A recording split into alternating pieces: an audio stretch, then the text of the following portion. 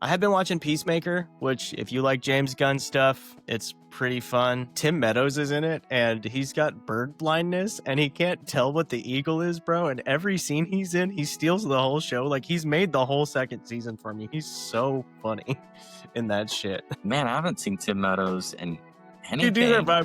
Dude, he's so funny in that. He's like, he knows I can't tell what birds are. He's like, he's using my disability against me. And I was like, this is so ridiculous, but it's so good.